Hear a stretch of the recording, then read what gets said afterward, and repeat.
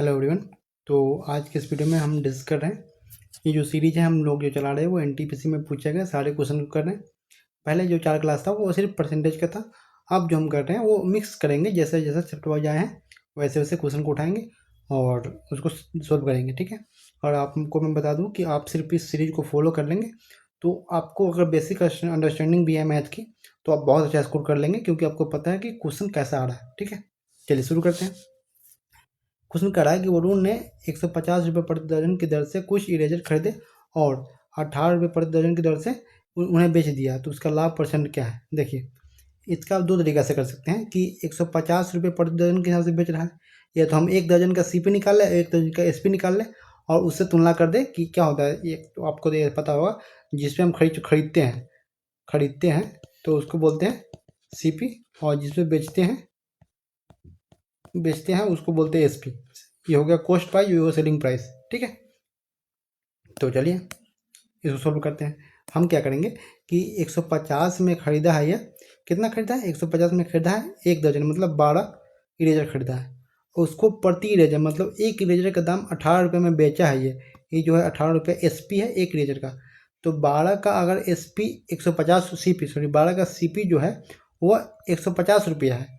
तो एक का सीपी अगर हम खोजें यहाँ पर तो 150/12 हो जाएगा। इसको हम काटते हैं तो 12 से 12 144, 144 और 6 बच जाएगा तो 12.5, ठीक है।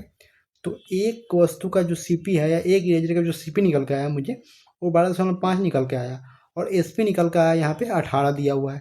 तो प्रॉफिट कितना हो जाएगा, प्रॉफिट अगर निकालते हैं हम यहाँ पे प्रॉफिट तो हो जाएगा कितना, 18 माइनस 12.5, 18 माइनस 12.5, ठीक है। तो कितना हो जाएगा, 12×6 = 18, तो 7.5, सॉरी 5.5 हो जाएगा, ठीक है। 12×5 = 5.5, 5.5 प्रॉफिट हो गया, ठीक है। और उसको बोला प्रॉफिट परसेंट क्या होता है, प्रॉफिट बटे सीपी गुने 100। सीपी कितना है, 12.5 गुने 100। इसको काटेंगे 5 से कट जाएगा कितना, 5 से कटेगा 25 पंजे 125। इसको काटेंगे तो 11 पंचे 55, ये 25 से काटेगा तो 25 चौका 100, तो हो जाएगा 44%, ठीक है। 44% आंसर आ गया, ठीक। चलिए, आई होप आपको समझ में आया होगा ये चीज़। अगला क्वेश्चन ये कह रहा है कि 8 पेन और 10 पेंसिल की कीमत 132 रुपये है। यदि पेन की कीमत 2 रुपये प्रति पेन कम हो जाती है और पेंसिल की कीमत 7 रुपये प्रति पेंसिल बढ़ जाती है, ठीक है। तो 17 पेन और 6 पेंसिल की कीमत इतना हो जाती है, तो 12 पेन और 9 पेंसिल का मूल कीमत ज्ञात कीजिए। देखिए, यहाँ पर बोल रहा है 8 पेन प्लस 10 पेंसिल को हम लिख सकते हैं PENCIL, ऐसे भी लिख सकते हैं। आप कुछ भी XY मान के कर सकते हैं। मैं आपको XY कर देता हूँ कि तो थोड़ा सा ईजी हो समझने में, ठीक है। चलिए, मैंने मान लिया कि पेन की कीमत जो है वो X है और पेंसिल की कीमत है Y, ठीक। मैंने ये मान लिया। तो 8 पेन तो 8X प्लस 10Y बराबर 132, ठीक। फिर बोल रहा है कि पेन की कीमत 2 रुपये प्रति पेन कम हो जाती है, मतलब X था तो X - 2 हो गया, और पेंसिल का कीमत था वो 7 रुपये प्रति पेंसिल बढ़ जाती है। तो अगर Y है तो Y + 7 हो जाएगा, ठीक है। तो 17 पेन और 6 पेंसिल, 17 गुने X - 2 प्लस 6 पेंसिल मतलब क्या हुआ, 6 इंटू Y + 7, ये कीमत 136 हो जाता है, ठीक है। तो मुझे निकालना है 12 पेन और 9 पेंसिल। अब यहाँ से इसको सोल्व कर लेंगे। इसको सोल्व करते हैं तो क्या हो जाएगा, ये हो जाएगा 17X - 34 प्लस 6Y और प्लस 42 बराबर 136। और इसको सोल्व करें, 17X प्लस 6Y बराबर 34 और 42, तो हो जाएगा +8 हो जाएगा, क्या हो जाएगा -8, तो हो जाएगा 128, ठीक। अब देखिए, ये इक्वेशन पहला हो गया, ये इक्वेशन दूसरा। अब ये दोनों को हम क्या करेंगे, सोल्व कर लेंगे। तो पहले में क्या करेंगे, पहले में अगर हम 3 से गुना करते हैं, अलग पेन से कर देता हूँ कि पहले में अगर 3 से गुना करते हैं और दूसरे में 5 से, तो Y खत्म हो जाएगा, उसको घटा देंगे। देखिए तो हो जाएगा 10 तिहाई 30, 8 तिहाई 24, 24x और प्लस 10 तिहाई 30, 8 कट जाएगा, तो इसलिए हम y को नहीं लिख रहे हैं, ठीक है। बराबर 132 दिया 396, और दूसरा में होगा 85, 17×5 = 85x और बराबर 8×5 = 40, 12×5 = 60, 8×8 = 64। क्या करेंगे, सेकेंड में से हम फर्स्ट को घटा दिए, ठीक। तो ये सेकेंड में से अगर फर्स्ट को हम माइनस कर देते हैं तो क्या हो जाएगा, नीचे नीचे हो जाएगा, ये अगर घटा देते थे 1 और ये कितना हो जाएगा, ये हो जाएगा 6, ठीक।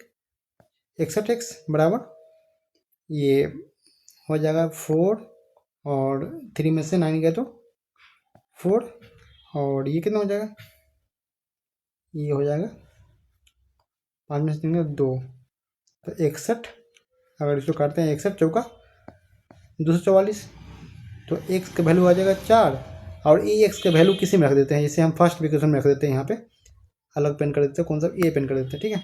एक्स का हम 4 रख देते हैं, एक्स का वैल्यू, तो वाई कितना हो जाएगा, एक्स का वैल्यू 4 रख देते हैं तो एक वाई हो जाएगा 8 चौक 32, 32 और माइनस ये हो जाएगा, इधर जाके घटेगा तो 32 में से 132 में से 32 का 100, तो यहाँ से अगर वाई की वैल्यू निकालेंगे तो वाई हो जाएगा 10, ठीक है। तो मुझे पूछ रहा है कि 12 पेन और 9 पेंसिल, तो 12 पेन की कीमत कितना हो जाएगा, यहाँ पर अगर लिखता हूँ मैं 12, अब पेन कितना है, एक पेन का कीमत 4 रुपया, तो 4 प्लस 9 पेंसिल, तो 9 गुणे 10 कितना हो जाएगा, 12 चौक 48 और 9 ढाई 90, ठीक है। ये हो जाएगा 138। आपको इतना टाइम इसलिए मुझे लग रहा है कि मैं आपको बता रहा हूँ, ठीक है। जब आप खुद से करेंगे तो ये जो एक्स्ट्रा स्टेप मैंने लिखा है, ये सब कुछ करने की आपको ज़रूरत नहीं पड़ेगी, ठीक। तो आपको समझ में आएगा कि 138 से आगे आंसर मुझे पूछा था 12 पेन और 9 पेंसिल की कीमत, जो मैंने निकाल लिया, ठीक है। चलिए मैं इसको इरेज कर देता हूँ ताकि मैं नीचे वाला क्वेश्चन बना पाऊँ, ठीक।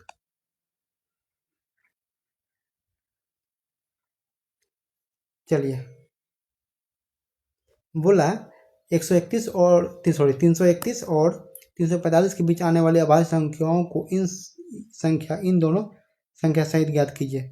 देखिए इसमें पूछ रहा है कि 331 और 345 के बीच आने वाले अभाज्य संख्याओं, इन दोनों संख्याओं को सहित ज्ञात करना है। मतलब ये दोनों संख्या उसमें इंक्लूड रहेगा, सहित मतलब होता है कि रहेगा, और जहाँ पे लिखा है रहित, रहित रहेगा मतलब कि वो एक्सक्लूड है, मतलब वो नहीं रहेगा, सहित मतलब रहेगा, है ना। जब इसमें बोला है कि संख्या सहित मतलब उसमें 331 भी आएगा, 345 भी आएगा, लेकिन ये रहता है कि ये संख्या रहित, तो इसमें ना 331 आता है ना 345 आता है, समझ रहे हैं बात।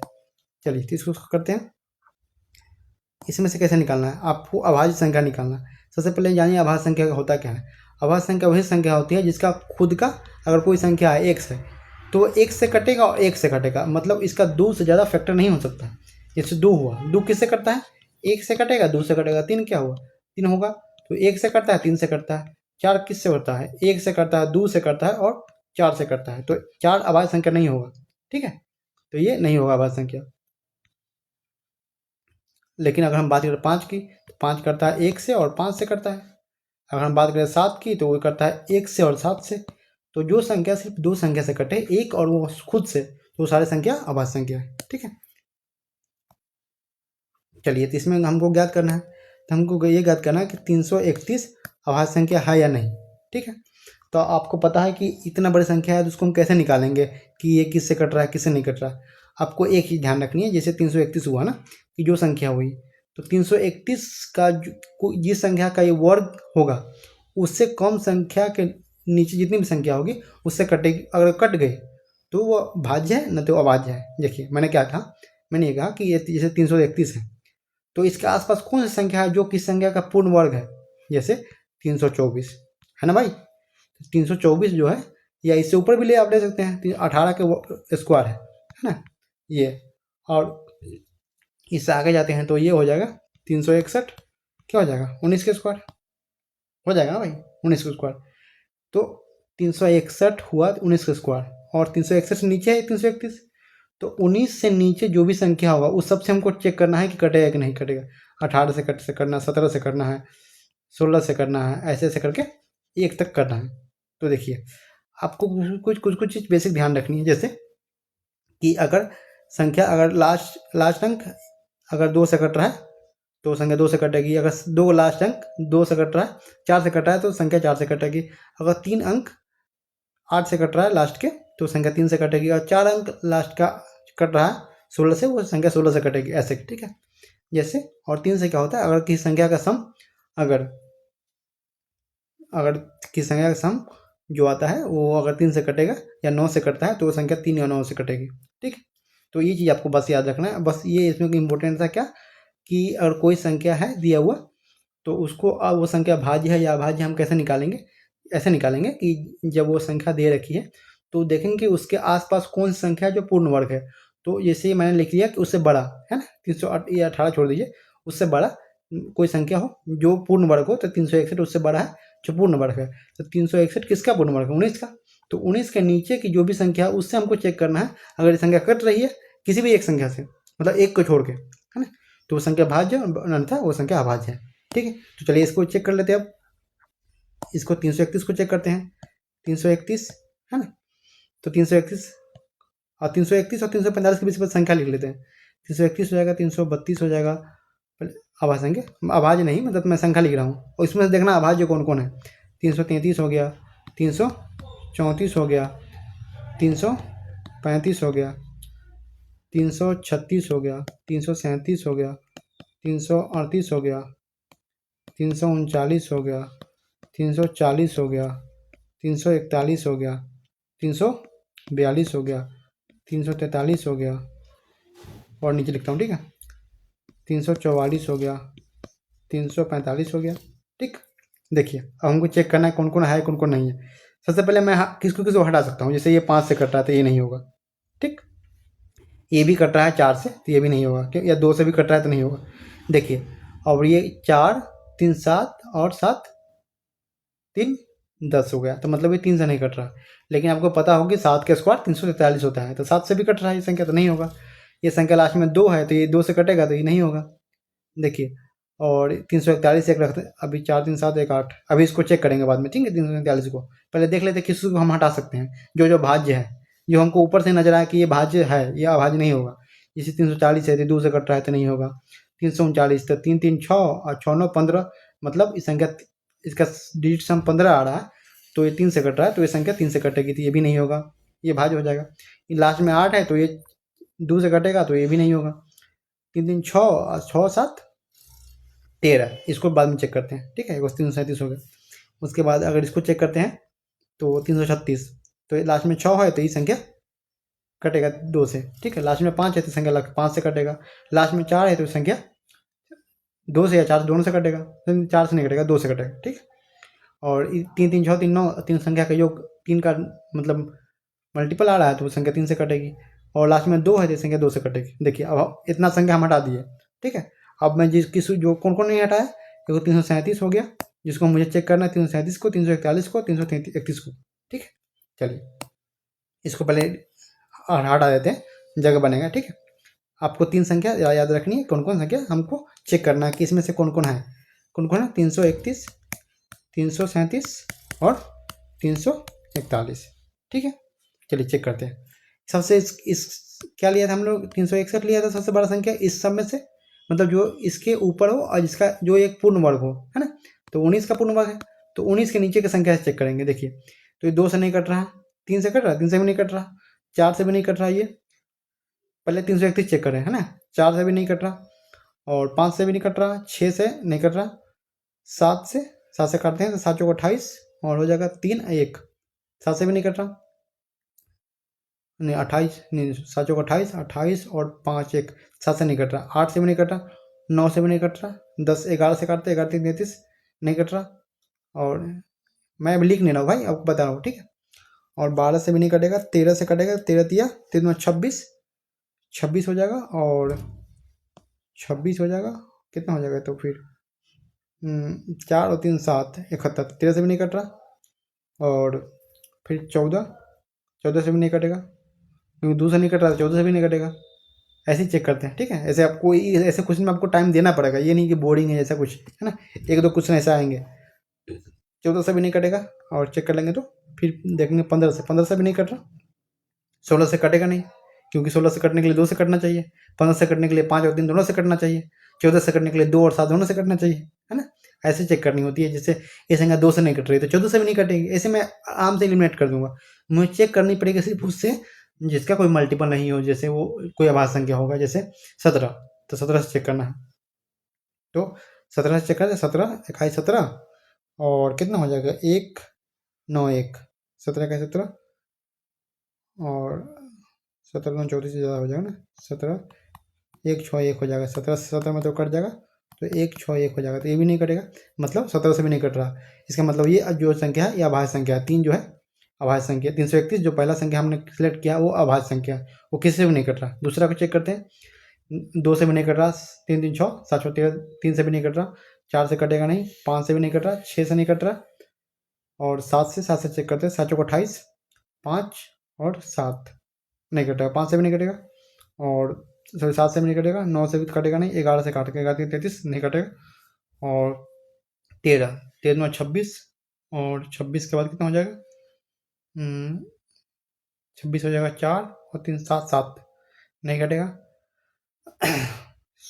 13 14 हो गया, 15 15 से भी नहीं कटेगा, 16 नहीं कटेगा, 17 17 से चेक करते हैं, तो 17 17 का 17 और हो जाएगा 1 6 7, 17 से भी नहीं कटेगा, है ना, और तो ये भी हो जाएगा, ठीक है। तो ये भी संख्या 300 जो 37 है वो भी अभाज्य संख्या हो जाएगा, ठीक है भाई।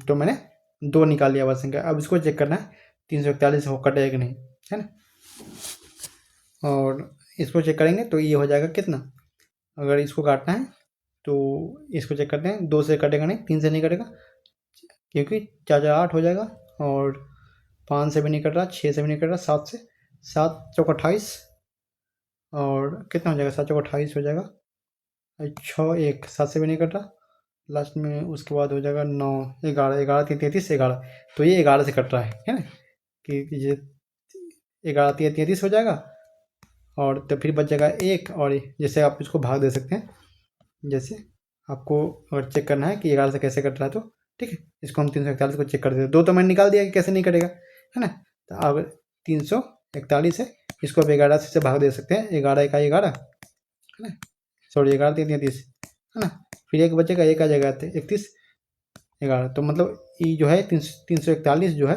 वो भाज्य है, क्योंकि 11 और 13 दोनों से कट रहा है, ठीक है, तो 331 नहीं होगा, तो मतलब 331 बोल दिया मैंने, तो 331 और 337 मात्र 2 संख्या है जो इन दोनों के बीच अभाज्य संख्या, ठीक है। चलिए, ये क्वेश्चन थोड़ा टाइम टेकिंग था, बट ये कंसेप्ट आपको समझना जरूरी था।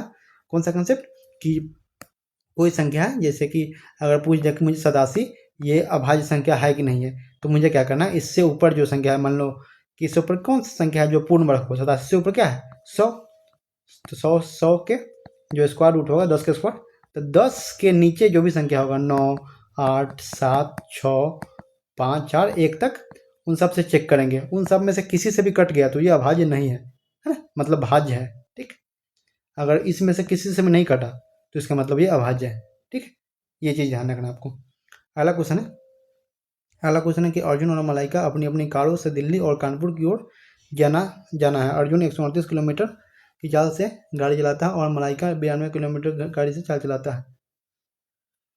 यदि अर्जुन को कानपुर पहुंचने में 8 घंटे लगते हो तो मलाइका को कानपुर पहुंचने में कितना समय लगेगा। देखिए, क्वेश्चन ये है कि आपने देखा, ये तो बहुत अच्छा क्वेश्चन पूछ लिया इन्होंने, कि अर्जुन और मलाइका, इधर से अर्जुन जा रहा है इधर से, और इधर से मलाइका भी जा रही है इधर से, ठीक है। इसको सबको दोनों को क्या करना है, दिल्ली से कानपुर जाना है, दिल्ली से कानपुर जाना है, इसको भी दिल्ली से कानपुर जाना है। तो आपने पढ़ा होगा कि टाइम स्पीड बराबर क्या होता है, डिस्टेंस अपॉन टाइम, लेकिन जब डिस्टेंस कांस्टेंट है, मतलब डिस्टेंस दोनों के लिए सेम है, तो डी बराबर क्या हो जाएगा, एस इंटू टी हो जाएगा ना भाई, डी बराबर एस इंटू। तो अगर आप डी कांस्टेंट है दोनों टर्म में, तो अगर आप किसी का स्पीड बढ़ाएंगे तो उसका टाइम घटेगा, सॉरी स्पीड घटाएंगे टाइम बढ़ेगा। या केस दूसरा ये हो सकता है कि किसी का आप स्पीड है, तो स्पीड किसी का बढ़ा रहे हैं, ऊपर की तरफ ले जा रहा है, तो टाइम उसका क्या हो जाएगा, घट जाएगा। क्यों घट जाएगा, क्योंकि दोनों का गुणनफल एक है, मतलब कांस्टेंट है, डी कांस्टेंट है। जैसे मैं आपको बोलूं कि आपको 20 किलोमीटर चलना है, ठीक है, तो आप अगर 4 किलोमीटर प्रति घंटा स्पीड से चलते हैं तो आपको 5 घंटा लगेगा। फिर दूसरे आदमी वो भी है जो भी 20 किलोमीटर चल रहा है, और उसको 5 किलोमीटर प्रति घंटा की स्पीड से चल रहा है, तो उसको 4 घंटे लगेगा। इसमें क्या हुआ कि जब आप स्पीड को कम किए हैं तो आपका टाइम बढ़ गया। इसमें क्या किया, स्पीड को बढ़ाए हैं तो इसमें टाइम घट गया, है ना। रेसिप्रोकल होता है, एक दूसरे का व्युत्क्रमानुपाती होता है, ठीक है। ये बात आप याद रखेंगे। जब डिस्टेंस कांस्टेंट है तो जो स्पीड का रेशियो होता है वो टाइम के रेशियो के रेसिप्रोकल होते हैं। आप बोल सकते हो कि व्युत्क्रमानुपाती होता है, ठीक है। चलिए, तो इसमें क्या कह रहा है, इसमें कह रहा है कि अर्जुन की जो स्पीड है वो कितनी है, 129, और जो मलाइका की स्पीड कितनी है, 92। तो अगर स्पीड का अगर रेशियो निकालते हैं हम तो क्या हो जाएगा, स्पीड का रेशियो, स्पीड का अगर काटते हैं इसको, 23 चौक 92 और 23 छक्का 23 छक्का हो जाएगा 138, मतलब 3 और रेशियो 2, ठीक, 3:2 हो गया। तो अगर हम यहाँ से हम टाइम का रेशियो निकालें, टाइम का, वो क्या हो जाएगा, 2:3। अगर अर्जुन को 2 टाइम लग रहा है, 2 यूनिट टाइम लग रहा है, तो मलाइका को 3 यूनिट लगेगा, क्योंकि जो इसका स्पीड है वो अर्जुन का ज़्यादा है तो अर्जुन को कम टाइम लगेगा, और मलाइका का स्पीड कम है तो इसका ज़्यादा टाइम लगेगा। तो पूछ रहा है कि अगर अर्जुन को 8 घंटे लगते हैं तो अर्जुन 2 यूनिट इसको लिए हैं तो 2 का वैल्यू है 8 यूनिट, तो इसमें क्या है, 4 से गुना किया है, तो 3 में भी 4 से गुना कर देंगे, है ना, तो ये हो जाएगा 12, तो इसको 12 घंटे लगेंगे। आया समझे भाई। इसमें बस इतना करना था कि अगर डिस्टेंस अगर कांस्टेंट है ना, आप लिख लीजिएगा, आप बना रहे तो, अगर डिस्टेंस कांस्टेंट है तो जो स्पीड का रेशियो होता है वो इन्वर्सली प्रोपोर्शनल होता है टाइम के, है ना। आप ऐसा भी बोल सकते हैं कि जो टाइम होता है वो इन्वर्सली प्रोपोर्शनल होता है क्या, या व्युत्क्रमानुपाती होता है स्पीड के। अब मैंने आपको बताया कि इससे 20 किलोमीटर की दूरी है तो कोई 4 से जा रहा है तो उसको 5 घंटे लग रहे हैं, जो 5 से जा रहा है उसको 4 घंटे लग रहे हैं। क्यों लग रहे हैं, क्योंकि स्पीड बढ़ रहा है तो टाइम घटेगा, है ना। चलिए, अगला क्वेश्चन है, थोड़ा सा कम क्वेश्चन करेंगे इसमें, बट जो भी क्वेश्चन करेंगे बहुत अच्छा क्वेश्चन पूछा गया।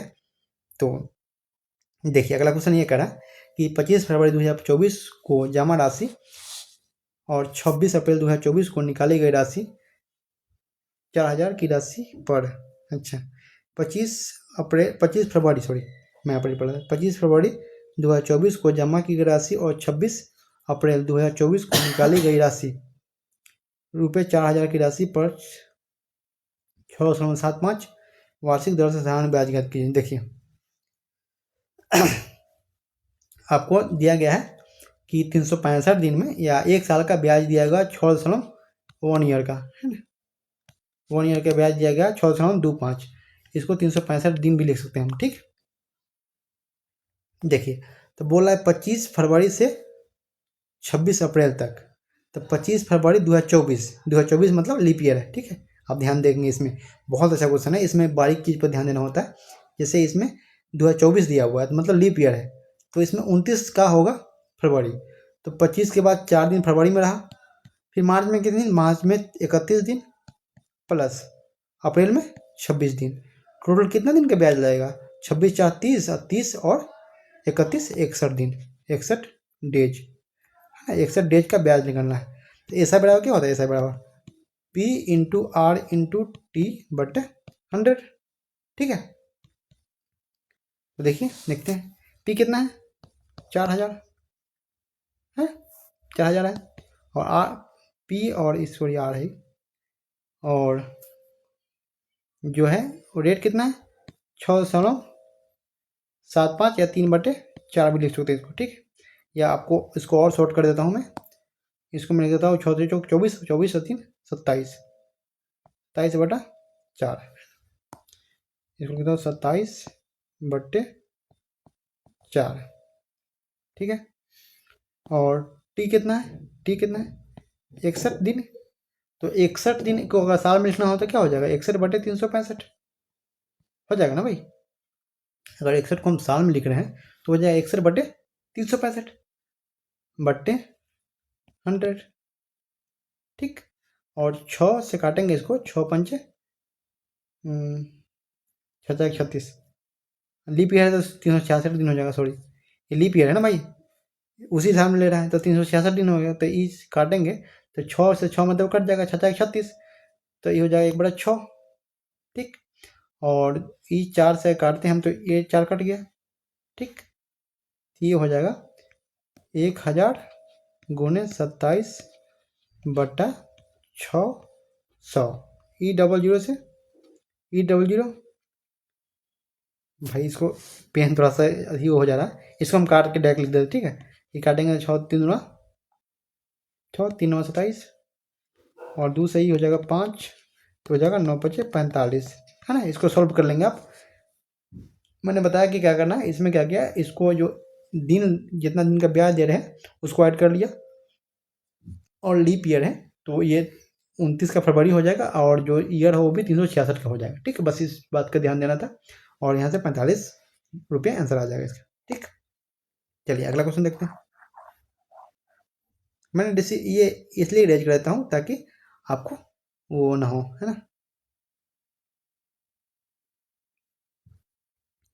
आई थिंक ये 5 ही क्वेश्चन रखते हैं, थोड़ा सा लंबा वीडियो हो जाएगा। चलिए आज के लिए इतना ही, धन्यवाद। और ऐसे ही मतलब मैं इस 5 के आगे अगला वीडियो में कराता हूँ, मिलूँगा। ये सारे क्वेश्चन जो भी आए हुए हैं सबको हम डिस्कस करेंगे, ठीक है भाई। तो ये वीडियो अगर आपके लिए हेल्पफुल रही हो तो एक बार कमेंट कर देना, और लाइक सब्सक्राइब का भी तो देख लियो, ठीक है भाई। धन्यवाद।